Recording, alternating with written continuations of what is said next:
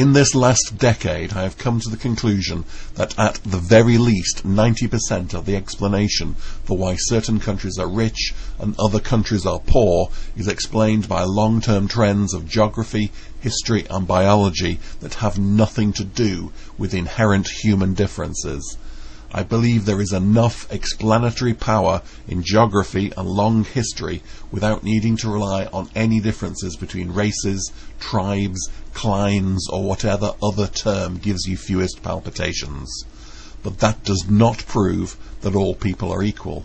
People don't have to be equal for it to be right to treat everybody fairly. Nobody has to believe that all men and women are equally strong or caring to believe that it is wrong to exclude one sex or the other from a particular job.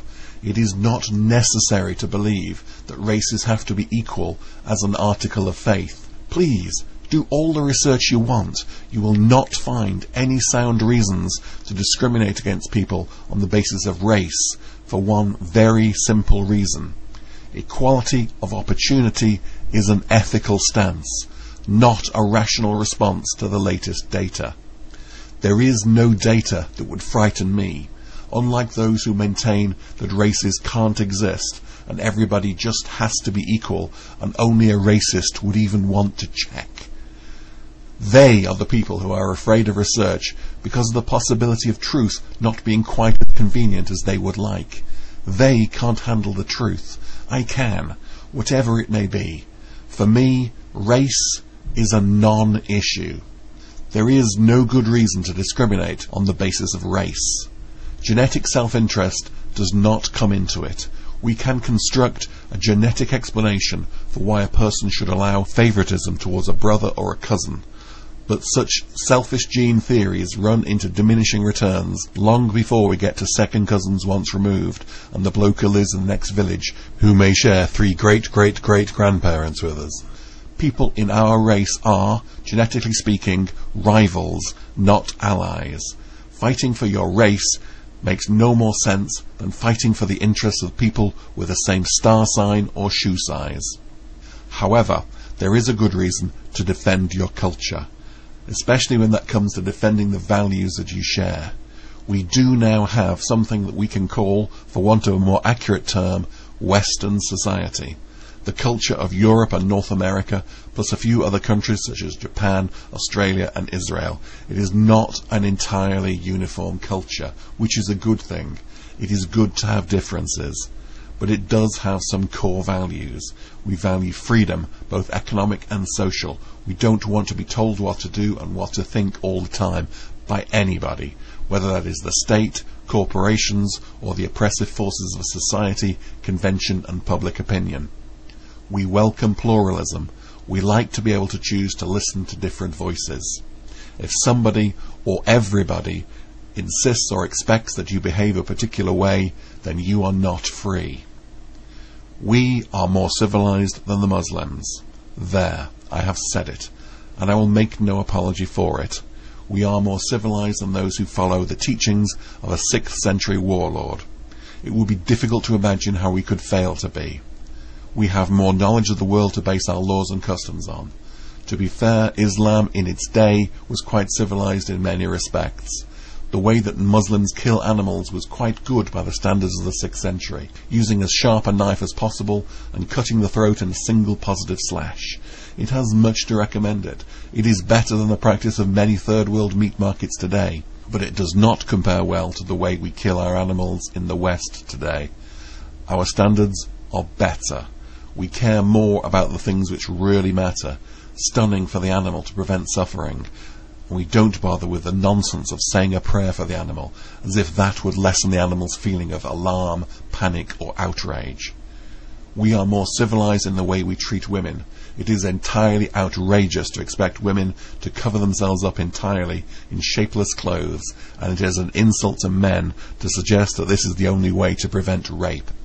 Well, personally, I don't feel comfortable with women walking around half naked. That is largely because they expect me to act as if I hadn't noticed. Apparently, it is impolite to notice, unless they find you attractive. which is utterly bizarre and unreasonable. However, it is not down to me to decide what other people should wear, and it should not be for any man to tell their wives or adult daughters what they can wear in public. The idea that a man should have the right to beat his wife is uncivilized. There, again, I've said it. I have crossed the line and made a value judgment. Do you think the imam at the local mosque worries about making value judgments of people following another culture?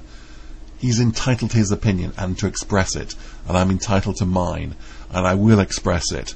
And if you try to silence me, I will restate it, again and again, louder and louder.